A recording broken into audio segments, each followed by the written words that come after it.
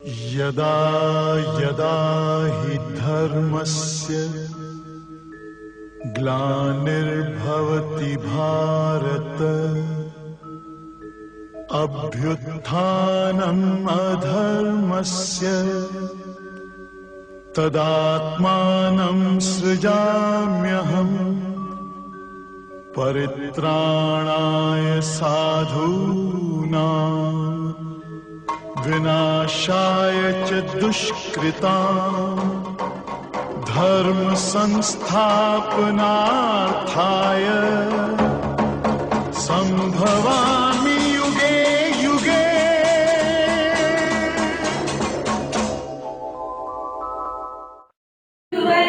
तेरी आरती मन में बसा कर तेरी मूर्ति उतारूं मैं गुरुवर तेरी आरती हाँ तेरी आरती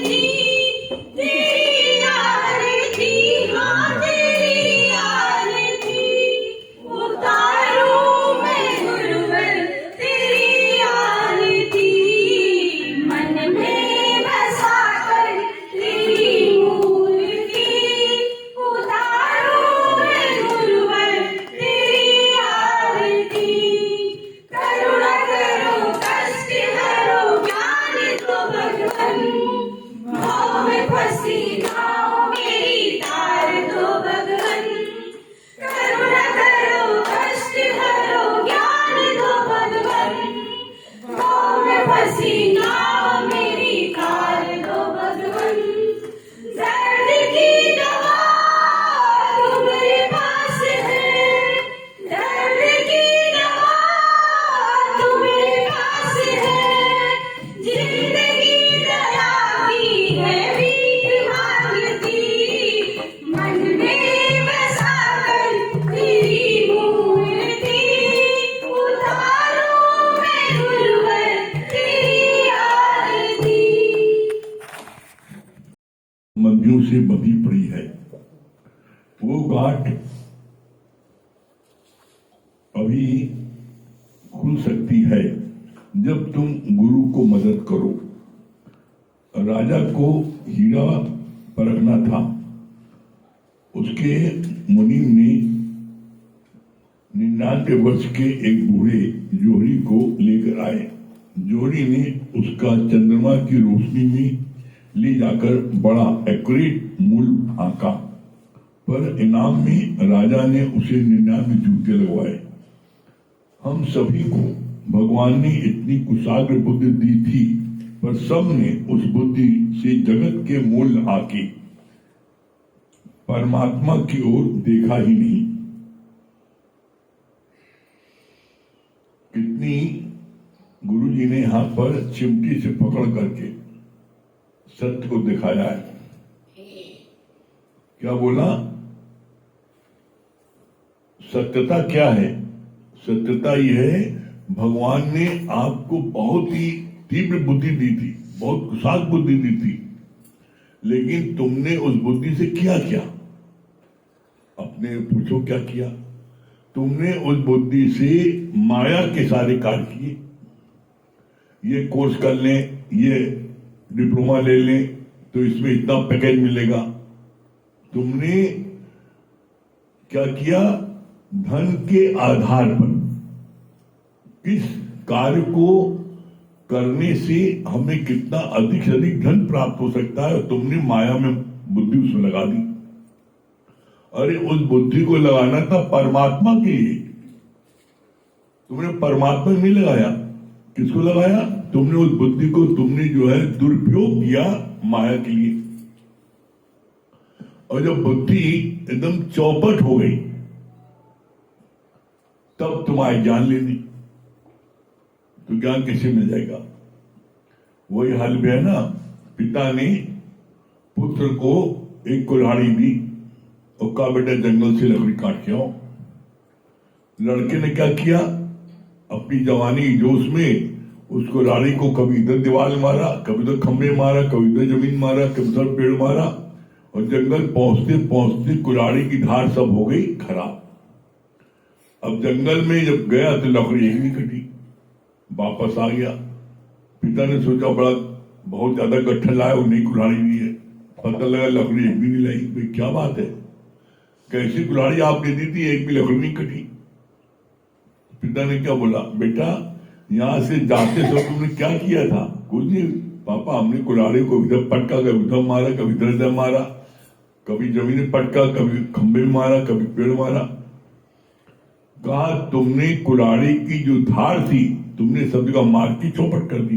एकदम ठीक इसी प्रकार से मनुष्य अपनी कुशाग्र बुद्धि को कभी जो है पैसा कमाने में, कभी जमीन खरीदने में, कभी लड़की ताकने में, कभी कोई चीज प्राप्त करने में, सब चौपट कर दी। जब बुद्धि एकदम कुंठिल हो गई,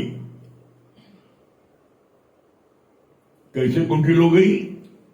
जो लोग जो है जिनकी बुद्धि कुंठिल हो जाती है और जब उनसे पूछो कहा सुने हो, यही हम आत्मा का सुना। अरे तो आप इसकी बात ही नहीं चली, कोई बात उनके बुद्धि में घुसती ही नहीं ना। क्यों? बुद्धि सब चौपट कर दी माया में।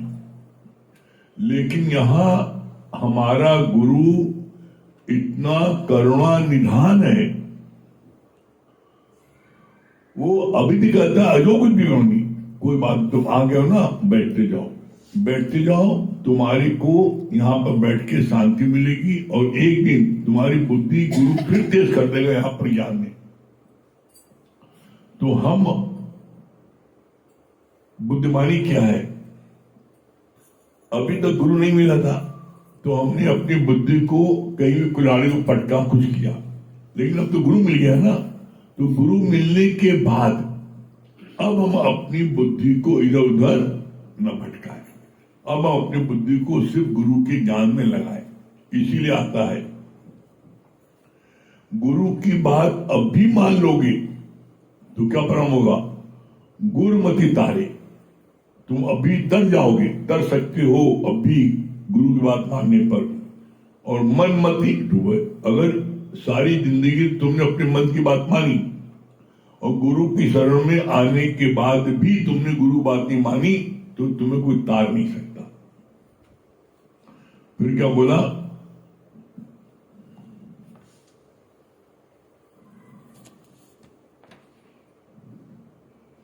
कितना बढ़िया बोला, मोह की आसक्ति की रस्सी अभी तक संबंधियों से बंधी पड़ी है, वो गांठ अभी खुल सकती है जब तुम गुरु को मदद करो। जो तुम्हारी संबंधियों से आसक्ति अभी भी है, वो अभी गुरु के रहते रहते अपनी गांठ खुलवा लो। तुम कहते हो नहीं हमें गुरु जी बच्चों की चिंता है, इसकी चिंता है, घर वालों की चिंता है, हम उनको कैसे छोड़ दें, कौन देखेगा उनको, क्या करेंगे? तो बहुत अच्छा बोला भगवान ने कि तुमको किसी ने नहीं पकड़ा है, तुमने सबको पकड़ा है। कैसे?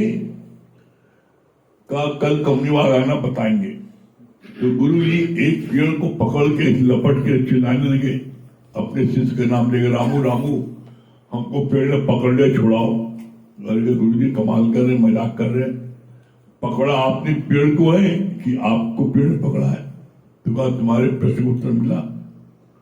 तुमको कौन सी जमीन ने पकड़ा है, कौन से मकान ने पकड़ा है, कौन सी कार ने पकड़ा है?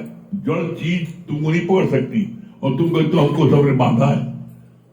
कई मरतबा ने पूछा आज कहे नहीं हो, घर में कोई नहीं था, तुमका घर तुमको उठा के ले जाता था। अरे एक ताला मार के चले जाते। तो हम घर देख रहे थे, तो हम अपनी जमीन ताके गए थे, सत्संग के टाइम में जमीन ताके गए थे, कोई कब्जा तो न कर ली। जड़ चीज के लिए तुम परेशान हो रहे हो और कह रहे हमको उसने पकड़ा है। बताओ कैसी अजीब बात है। तुमने सबको पकड़ा है, जिस दिन तुम ये जान जाओगे हकीकत मैंने पकड़ा है तो फिर छूटने में देर नहीं लगी। तुम्हें गलत फहमी है कि हमको उन्होंने पकड़ा, नहीं पकड़ा किसी नहीं तुमको इस जगत में, तुमने स्वयं उनको पकड़ा है। फिर क्या बोला? और गुरु ने बोला गुरु के रहते, गुरु की मदद से अभी तुम उससे छुटकारा पा सकते हो। क्यों पा सकते हो? क्योंकि गुरु जी ने तुमको इस बात को समझाया है, बच्चे की जो भी प्रारब्ध है, बेटी की जो भी प्रारब्ध है, उसकी प्रारब्ध उसे मिलकर रहेगी। तुम अपना समय को उसके लिए खराब कर रहे हो, तुम अपने उद्धार की चिंता करो। अब हमने इसे पूछा, आज तुम कहानियां कब घर में बहू अकेली थी ना? हमको बहू अकेली थी तो क्या हुआ?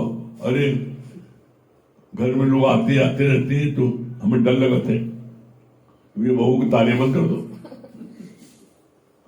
ताले बंद कर दो, कमरा बंद कर दो।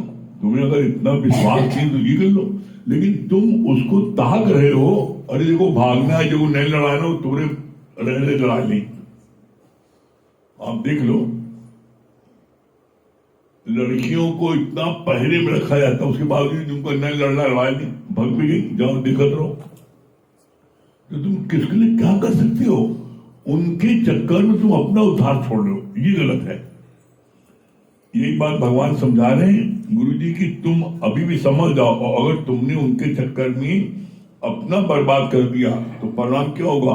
परिणाम ये होगा, बाद में तुम खुद कहोगे चिड़िया चुग के खेत तो पछताने क्या होता है, पछता कुछ ही मिलेगा। फिर कितनी अच्छी बात बताई, राजा को हीरा परखवाना था। राजा के पास एक बहुत मूल्यवान हीरा था, उसका कोई जोहरी मूल्य बता ही नहीं पा रहा था। पूरे राज्य के जोहरियों को बुला के पूछा, कोई नहीं बता पा रहा था। तो राजा ने अपने वजीर को बोला, भाई किसी ऐसे पुराने जोहरी को लेके आओ, तजुर्बेदार, जो इसका मूल्य सही बता दे। तो उसने एक 99 साल के बूढ़े के जोहरी को लेकर आया। उसने उस हीरे को चंद्रमा की रोशनी में रखा, बहुत उसकी जांच परख की, और जांच परख करने के बाद उसने उसका एकदम एक्यूरेट दाम बता दिया कि चंद्रमा की रोशनी में इसमें ऐसे ऐसी लाइट आती है, इतनी लाइट होती है, इसका अर्थ का मूल्य इतना है। राजा एकदम संतुष्ट हुआ, राजा बड़ा खुश होकर, एक ऐसा जोड़ी मेरे राज्य में जिसने इतना सही दाम बताया, अब तुम जो इनाम मांगो तुम दे दे। तो उसने कहा, हजूर हम क्या कहें, जो आपकी इच्छा दे दे। तो उसने वजीर से कहा कि कोई भी चीज होती है हम तुमसे राय लेते हैं, बताओ उसको क्या इनाम दें। वजीर ने कहा, राजा ना पूछे, नाम देना अपने आप मन से दे दिए, हमसे न पूछिए। कहने हम बिना पूछे कोई कार्य करते नहीं तुम्हारे, तुम मेरे वजीर हो, तुमसे हम बिना पूछे कोई कार्य करते, उसको बिना पूछे करेंगे। कि राजा फिर आपसे कह रहे हैं जो आपको देना दे दिए, मुझसे मत पूछिए। कहनी तुम्हें बताना पड़ेगा।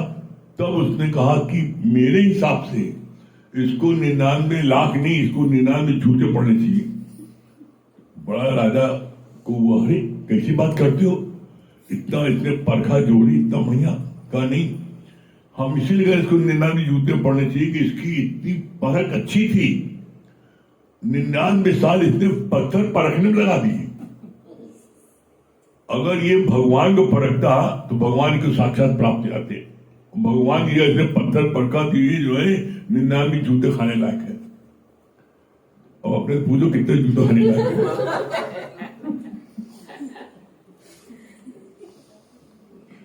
क्या बोला भगवान ने,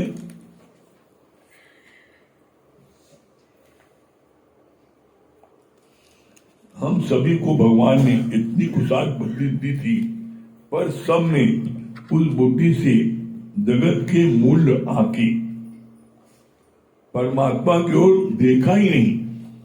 देखो तुम, जितने भी पढ़े लिखे, जितने होशियार हैं, वो उनका दिमाग हमेशा, आजकल सबका दिमाग चल रहा है शेयर में, शेयर बकरी में, कि आजकल बड़ा हाई जा रहा है, ये ले लो वो ले लो। वैसे जिनका होता है ना, जो लोग कारोबार करते जमीन का, वो बहुत अच्छी जमीन है, बड़ा सोना उगलेगी, मतलब सारी बुद्धि अपनी इसमें लगा देते हैं।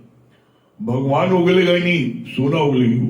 वो अपना जीवन इसी कंकड़ पत्थर जोड़ के जोड़ा लाख करो, और चलती बार एक ने चली लई लगूती तोड़ो। कंकड़ पत्थर जोड़ के, सारी जिंदगी तुमने कंकड़ पत्थर जोड़े, सारी जिंदगी जोड़े। अब तुमने समुद्र पर्यंत धन भी, जरा विचार करना, समुद्र पर्यंत धन भी तुमने कमा लिया, अपने तिजोरी में भर लिया। जरा विचार करो, जब तुम्हारा शरीर शांत हो जाएगा तो क्या तुम उनमें से एक कहानी कौड़ भी लेके जा सकती हो? वो सारा धन ही छूट जाएगा, एक पैसा नहीं आएगा साथ में। लई लंगोटी तोड़, ये सब इस्तेमाल क्यों हुआ है? क्यों जब मुर्दा जाता है मरघट घाट में तो जो भी उसकी लंगोटी है, जो चद्दर पत्थर लपेटे रहते हैं, उसको भी तोड़ देते हैं और तोड़ उसको जो है नगर नहलाते हैं, उसको नदी में निबस से नहलाते हैं कि टाट में छुपा कर रखा हो, और तब अग्नि में जलाते हैं। तो एक सुई भी तुम लेके नहीं आ सकते। तो बताओ, तुमने सारी जिंदगी जिस चीज की कमाई की, वो कमाई तुम्हारे शरीर शांत होते मान ही कहीं पड़ी रहेगी, एक नहीं लिया पाए। और उसी की जगह तुम ये व्यापार करते हो गुरु का, ये ज्ञान बांटते हो, ये सत्संग के कार्य में सहयोग करते हो, सत्संग में बढ़ चढ़ के हिस्सा लेते हो। ये ज्ञान, ये धन तुम्हारा मरने के बाद भी तुम्हारे साथ जाएगा। कितने बड़ा आश्चर्य की बात है! इसका प्रमाण है, जब अर्जुन ने, भगवान कृष्ण ने अर्जुन को बोला, सब तरफ से ध्यान हटाकर मेरे में ध्यान रख, तो उसको मुक्ति में दे दूंगा। तो उसके मन में विचार आया, मैं सब तरफ की मौज मस्ती, मैं भी राजा हूं, मैं सब तरफ मौज मस्ती ले रहा हूं इतना, और कह रहा सब तरफ ध्यान रहा हूं, मतलब मौज मस्ती छोड़ दो और इनके में ध्यान लगाओ, और इनके में ध्यान लगाओ का मुक्त कर देंगे। तो उसके मन में शंका ही पैदा हुई, अगर मान लो न मुक्त करें तब मौज मस्ती से भी जाएंगी और इनसे भी जाए। तो क्या हुआ, पता लगा वो जो है, उसने कहा नहीं, मौज मस्ती से तुम जो है जो नहीं जाओगे ना, तो मौज मस्ती से तुम्हारी को कुछ हो जाए, उसके बावजूद क्या होगा? उसके बावजूद ये होगा कि तुम्हारे को तुम्हारा धन तुम्हारे साथ जाएगा और अगला जन्म तुम्हारा श्रीमानों के घर में होगा, अगला जन्म तुम्हारा श्रीमानों घर में होगा। और जितनी पढ़ाई तुमने अभी की है, ये पढ़ाई तुम्हारे साथ जाएगी, और अगला जन्म जब तुमको प्राप्त होगा तो जितनी पढ़ाई की उससे आगे तुम्हारी पढ़ाई शुरू होगी। कैसे? जैसे तुमने 55 पन्ना आज पढ़ लिया, नींद आ रही, सो गए, निशान लगा दिया, अब कल अगले दिन तुम 56 नंबर पन्ने पढ़ोगे, 56 नंबर पन्ने पढ़ोगे। तो 56 नंबर पढ़ोगे तो तुम्हारा 55 जो पढ़ा हुआ है वो तुम्हारा काम आएगा। लेकिन धन के लिए तुम अरबपति हो, अगला जन्म जो होगा तो एक भिखमंगे को होगा, जहां तुम्हें एक रोटी खाने में तरस जाओगे, नहीं मिलेगा। क्यों? इसका प्रमाण देख लो आप। जो बच्चे जन्म लेते हैं, अभी दोनों ने कोई कर्म नहीं किया, एक बच्चा भिखमंगे को पैदा होता है, एक बच्चा राजा को पैदा होता है, तो अभी दोनों कोई कर्म नहीं किया ना, तो पिछले कर्मों के अनुसार इस जन्म में, उस जन्म में तो राजा थे, अरबपति थे, लेकिन जन्म में क्या वो भिखमंगे थे। क्यों? क्योंकि उन्होंने सारी जिंदगी उन्होंने धन दौलत बटोरा और परमात्मा को निहारा नहीं, देखा तक नहीं। तो परमात्मा के तो हम तुम तो कहे देखी, तुमने जब तुम संपन्नता में थे, सारे तुम्हारे सब कुछ मैंने दे रखा था, तो तुम अपनी माया में इतने मस्त हो गए कि मेरी तब तुमने देखा भी नहीं। तो अब अगला जन्म तुमको जब भिखमंगे को मिला तो हम कह देंगे तुम उसमें लाख चिल्ला रहे, भगवान कुछ दया करो, भगवान दया नहीं करेंगे। जैसे आप अपने ऊपर ले लो, आप कभी जीवन में बड़ी कठिनाई पड़ गए हो, बहुत कष्ट में पड़ गए हो, और आपका पड़ोसी आपको देखने भी ना, मिलने भी ना, कोई सहायता भी नहीं करे, बल्कि बड़ा अच्छा हुआ, बहुत उछल कूद मचा रहा था, अच्छा कष्ट में, आपको पता लगे। अब इसके बाद में यही कष्ट उसको पड़े, तुम जाओ देखने, क्या भगवान तुम इंसाफ करते हो, तुम बहुत इंसाफदारी हो, देखो आज हमको इसने कहा था, अब उसको पढ़ा, तो तुम कभी नहीं देखना हो। उसी तरह परमात्मा है, तुम जो दोगे वो पाओगे। ऐसा नहीं है कि तुम दो कुछ नहीं और पाओ जब सब कुछ। दादा ने क्या बोला? दादा ने बोला मंगन मुआ तो खुद खुदा हुआ, ये नहीं बोला मंगन मुआ तो तुम खुदा हो गए। इसी तरीके से ज्ञान तुमने लिया तो तुम कहो हमारी पत्नी नहीं आती है, वो हमको सुना दे, तुम मुक्त न हुई, तुम मुक्त हो जाओ। क्यों? ज्ञान तुमने सुना है, तुम मुक्त हो गए। खाना तुमने खाया, पेट तुम्हारा भरेगा, अगले पेट नहीं भरेगा। इसीलिए गुरु जी ने बोला हम गारंटी लेते हैं, हम जिम्मेदारी लेते हैं कि तुम्हारे ऊपर कोई भी कष्ट आएगा, जो ज्ञान सुनेगा कोई उसको कष्ट आएगा, उसके योग और छीन का भार मैं स्वयं वहन करूंगा। उसके लिए बोला है, घर वालों को नहीं। घर वाले मस्ती मारे, पिक्चर देखें, तफरी करें और कमरा भार उठा लो। जो धरती में बीज बोगे वो फल निकलेगा। तुम बीज बो आम का, आम निकलेगा। अब बीज बो तुम इमली का, को आम निकल आए। उसी तरीके से यहां पर तुम जो करोगे सो पाओगे। तो ऐसे में गुरु बोलते हैं अजो कुछ नहीं बिगड़ो, अभी नहीं बिगड़ा है, बीती ताई बिसारिए, आगे कुछ देखिए। आज और अभी ये सत्संग जो है कल्पवृक्ष है। आज और अभी इस बात का सत्संग में संकल्प करो, गुरु से प्रार्थना करो, हे गुरु जी हमको शक्ति दीजिए कि हम जो है दोनों समय के सत्संग ले सके। हमें शक्ति दीजिए हम निष्काम कार्य में जा सकते, हमें शक्ति दीजिए हम किसी के दुख दर्द में शामिल हो सके। देखो तुम्हें भगवान शक्ति देते ही नहीं, देंगे तुम्हें सब देंगे, लेकिन तुम्हें अंदर से इच्छा तो हो। अंदर से इच्छा ही ना तो कैसे मिल जाएगा? फिर कितनी अच्छी बात भगवान है बोल रहे हैं,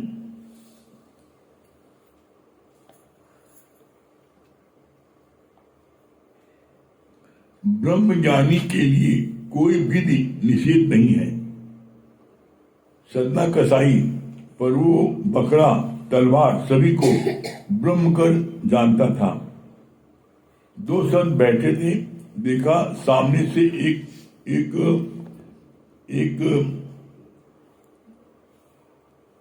रथ बुद्धिमान राजा का आ रहा था। उसे छुटकारा पाने के लिए वो दोनों एक रोटी के लिए लड़ने लगे। जब वो चला गया तो खूब खिलखिलाहट हंसने लगे। एक राजा के अंदर श्रद्धा नहीं थी, वो आ रहा था, संत ने देखा कि आ रहा है हमारा समय बर्बाद करेगा, तो वो आपस में एक रोटी के लिए जोर जोर से लड़ने लगे। तो गई रोटी के लिए लड़ा, हमें शिक्षा करनी है, भाग गया। तो लोग खूब नाचने लगे, देखा भाग को ना। तो गुरु भी इस बात को देखता है कि किसके अंदर में सच्चे मन से ज्ञान को प्राप्त करने की लालसा है, और कोई तफरीक ले आ रहा है तो गुरु उस पर ध्यान नहीं देता, ठीक है भाई आओ जाओ कोई बात नहीं ना। लेकिन गुरु ध्यान उस पर देता है जिसके मन में ललक है। जब ललक होती है किसी चीज को प्राप्त करने की, आपके मन में ललक होती है और उसमें गुरु मदद करता है तो वो चीज आपको जल्दी प्राप्त हो जाती है। और जिसके में ललक नहीं है वो कभी प्राप्त नहीं कर सकता है। तो यहाँ यही बात भगवान बोल रहे हैं। और ये क्या बोला, कितनी अच्छी बात, ब्रह्म ज्ञानी के लिए कोई भी कार्य करे या न करे, उसके लिए किसी भी चीज के लिए निषेध नहीं, मनाही नहीं है। वो जो चाहे करे। क्यों? क्योंकि ब्रह्म ज्ञानी की किसी चीज में आसक्ति नहीं है। वो जो भी चीज करता है, जो भी चीज देखता है, सुनता है, वो ब्रह्म करके देखता है। तो उसके करने में इसलिए कहा गया गुरु जो करे वो भूल के मत करना, गुरु जो कहे वो करना। कैसे? इसका बड़ा गुरु जी ने सटीक प्रमाण दिया। क्या दिया? कहा एक लड़की की शादी हुई और बड़ी जल्दी उसके पति से शांत हो गया, एकदम यंग एज में। वो लड़की बड़ी व्याकुल हो गई और उसने सोचा अपने हम प्राण त्याग दें, अब हम जी के क्या करेंगे। बहुत दुखी थी। संत बड़े परमार्थी, जाको शीतल अंग और तपत बुझाए, औरों की दे दे अपना रंग। संतों के मन में एक करुणा होती है कि कैसे इसकी जलन को, कैसे इसकी मायूसी को दूर करें। तो संत ने देखा ये लड़की जीवन से हताश हो गई, निराश हो गई, सुसाइड कर लेगी। तो संत ने क्या किया, उसको अपने गले से लगा दिया। जब गले से लगा लिया तो पीछे शिष्य आ रहा था। शिष्य ने देखा कि जब गुरु ने गले लगा लिया तो हम भी गले लगा लें। तो गुरु के देखा उसने भी गले लगा लिया। गुरु ने देख लिया, कुछ बोला नहीं। गुरु जब आगे चला तो एक हलवाई का खूब जलता हुआ भट्टा जल रहा था। उसने उस जलते हुए भट्टे में से हाथ डाला, एक अग्नि का निकाल लिया, गोला पूरा निकाला और आगे चला। अब से इसको देखा कंकी, तो उधर गया तो नहीं, चुप के देकर आया। तब गुरु उसकी गर्दन पकड़ी नहीं, गोला भी निकालो। तुमने जैसे गले लगाया है, तुम्हारे में क्षमता नहीं है गोला निकालने की, अग्नि में हाथ डालने की, तुमने उसको गले कैसे लगाया? तो गुरु ने गले लगाया ब्रह्म की दृष्टि से कि इसको शांति मिले, ठंडक मिले। तुमने लगाया वासना की दृष्टि, फर्क ही है। तो इसलिए कभी जीवन में गुरु जो करो कभी भूल मत करना। गुरु जो कहे वो करना। क्यों? क्योंकि गुरु ने अपने गुरु को सारी परीक्षाएं दे दी है। सारी परीक्षाएं दे तब बैठा है, तुमने एक परीक्षा नहीं दी है। तो इसलिए तुम्हें परीक्षा, जब तक बोला जिज्ञासु अवस्था में रहे, ज्ञान सुनने क्या है, तब तक कैसे रहना चाहिए? तब तक बोला है जैसे एक विधवा रहती है परहेज में। जब तुम परहेज में रहोगे तो तुम्हारे को ज्ञान बहुत जल्दी लगेगा। और अभी तुम पारंगत नहीं हुए हो तो क्या होगा? पारंगत नहीं हो तो तुम निश्चित एक्शन कर बैठोगे। कैसे? जैसे एक रस्सी यहां से वहां तक बंधी है, अब इस पर जो है गुरु जो है वो अभ्यास करता है, वो चढ़ के निकल जा रहा है और तुम भी चढ़ के निकलो। तुम एक कदम चलो गिर जाओ धाम से। Practice make mind perfect. उस रस्सी को पर 5 साल 10 साल की बेटा जो नट वाले हैं, जो खेल दिखाते हैं, उनके बच्चे सर पर 3-3 घड़ा रख करके और पूरी रस्सी पार कर जाते हैं। आप रस्सी को खड़े नहीं सकते हो। तो इसलिए बोला गया है कि जब तक जिज्ञासु अवस्था में परहेज रहना चाहिए, ज्ञान को समझना चाहिए, और जब आप ज्ञान को समझोगे तो मंजिल को शीघ्र प्राप्त कर लोगे।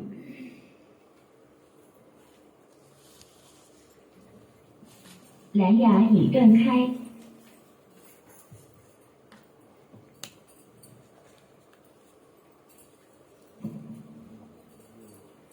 सभी प्रेमियों को हरिओम, राम राम। तुम तो यही कहीं सतगुरु मेरे आस पास हो, आधी नजर नहीं पर मेरे साथ साथ हो। तुम तो यही कहीं सतगुरु मेरे आस पास हो, आधी नजर नहीं पर मेरे साथ साथ हो। बहते पवन की झोंके एहसास ये कराई, बहते पवन की झोंके एहसास ये कराई। अंग संग हो हमारे महसूस ये कराई, महसूस ये कराई। सत्संग में आज भी गुरु करते निवास हो, सत्संग में आज भी गुरु करते निवास हो, आधी नजर नहीं पर मेरे साथ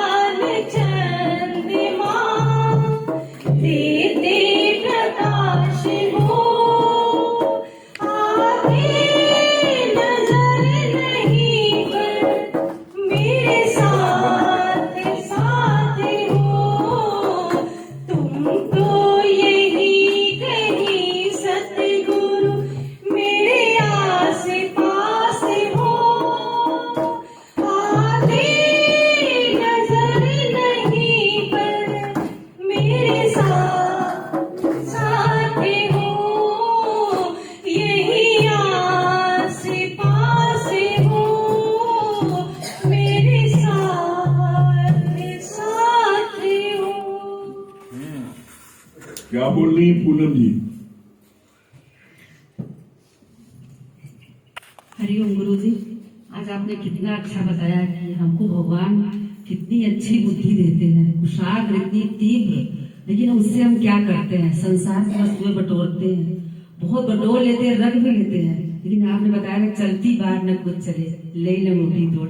एकदम आपने एकदम सच्चाई को बता दिया, अंदर से एकदम महसूस हुआ आज जैसे ज्ञान पक्का हो गया कि वाकई में कुछ तो नहीं जानना, फिर भी हम लोग भगवान की तरफ अब तो हो गया गुरु, लेकिन पहले क्या था, देखने का, सत्संग आने का मौका ही नहीं था, लेकिन आपने आंखें खोल दी। आज कैसे आप किस रास्ते से हम सबको ले जा रहे हैं उस मंजिल तरफ जहाँ की लोग बहुत दूर है उससे, लेकिन हम सबको आप कितना करीब पहुंचा रहे हैं। क्या बोल रही है सुशीला जी? हरिओम गुरु जी, बहुत अच्छा आप बताएंगे कि जो गुरु जी जो करें वो कभी न करना चाहिए, जो हमें कहे वो करना चाहिए। दूसरी बात बहुत अच्छी लगी कि जब तक अपनी स्थिति ना हो अपनी को तो तब तक आपने बताया ना, जैसे विधवा जैसे महिलाएं रहती हैं प्रेज में, उस तरीका हमें प्रेज में रहना चाहिए। और प्रैक्टिस जब तक हम अभ्यास नहीं करेंगे तब तक परफेक्ट होंगे। क्या बोलती है साहब की मीरा? जी हरिओम। जैसे आपने बताया गुरु जी कि कितना भी समुद्र धन पर्यंत धन हम कमा लें, जब शरीर शांत होगा तो हमारे साथ नहीं जाएगा, जाएगा तो ये ज्ञान धन ही जाएगा हमारे साथ। ये बहुत अच्छी। हाँ चित्रा जी।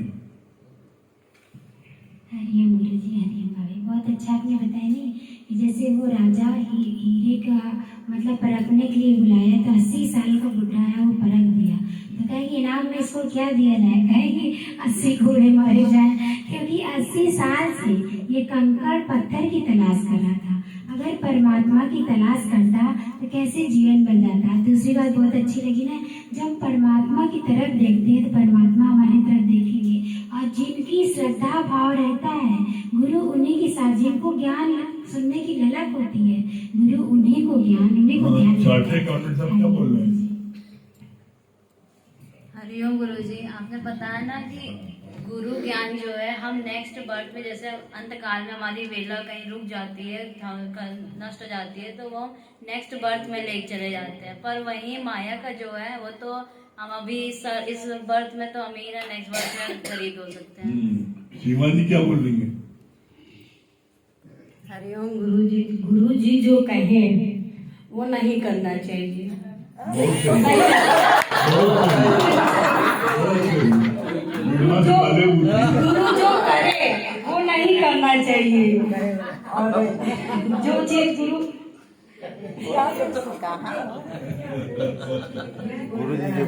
गुरु जो करे उसको नहीं करना चाहिए, जो गुरु जी जो कहे उसको करना चाहिए।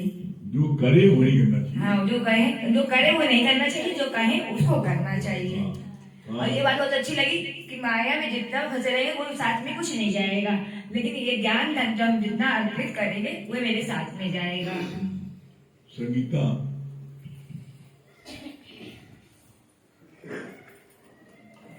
हरिओम गुरुजी, हरिओम भाभी। बहुत अच्छी बात लगी कि जैसे उसको हीरा परखने के लिए दिया गया तो वो सूर्य से हर चीजों से उसको परख लिया कि ये कितना कीमती हीरा है।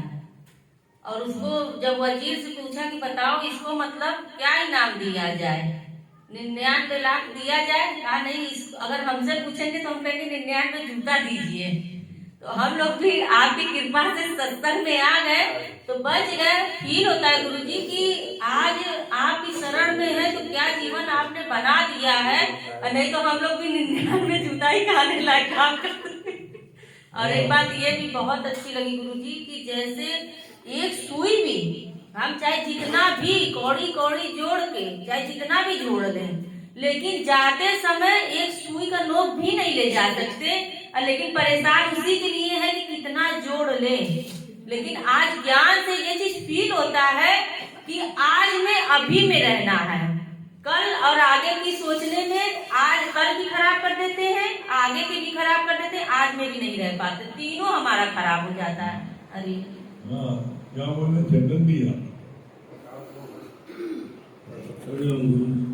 जीवन भर हम लोग कंकड़ पत्थर जोड़ने में लगे हैं, माया की तरफ भाग रहे हैं और ज्ञान अर्जित नहीं कर रहे हैं। जो हमारे साथ जाना है, कंकड़ पत्थर तो कुछ जाएगा भी नहीं। नरेंद्र भाई क्या बता रहे हैं?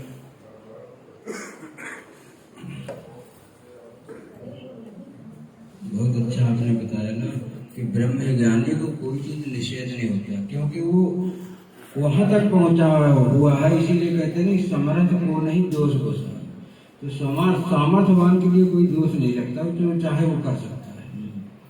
हाँ, अब देखिए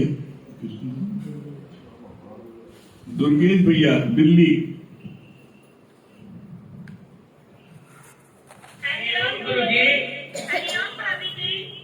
क्या बोल रहे हैं दुर्गेश भैया?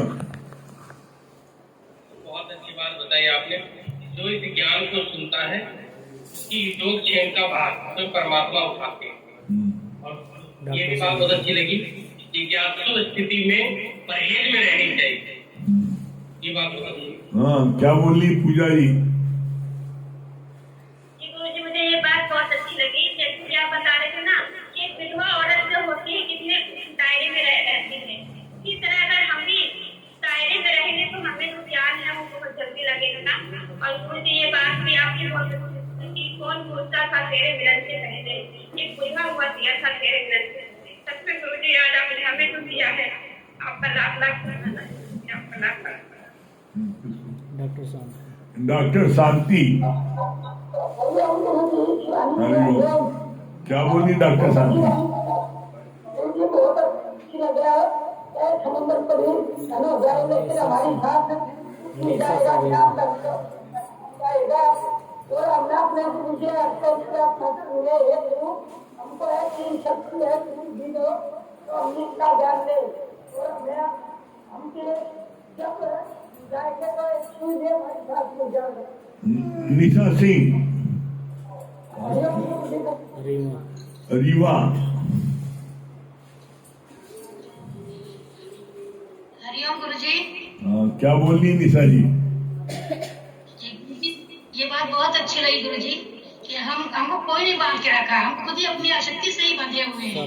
हम स्वयं, क्योंकि हम कुछ कर नहीं सकते किसी के लिए, क्योंकि सबको शरीर की प्रार्थना के अनुसार ही जो कुछ मिलना है तो मिलेगा ही, हम कुछ नहीं कर सकते। इसलिए हमें ज्ञान हमेशा सुनते रहना चाहिए गुरु के रूप से, और हमें अपने जीवन में उतारते रहना चाहिए। गुरु जी ये बात बहुत अच्छी लगी। शर्मिला जी दिल्ली, शर्मिला जी दिल्ली, और बहुत बधाई। हरिओम भाभी जी। गुरु जी ये बात आपकी बहुत अच्छी लगी। संत न छोड़े संत ही जाको शीतल अंग, तपन बुझाए औरों को दे दे अपना रंग।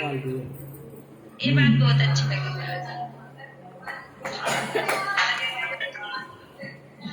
प्रदीप भैया, किरण जी की शादी सालगिरह की हम सब की तरफ से बहुत बहुत बधाई हो। आइए आप लोग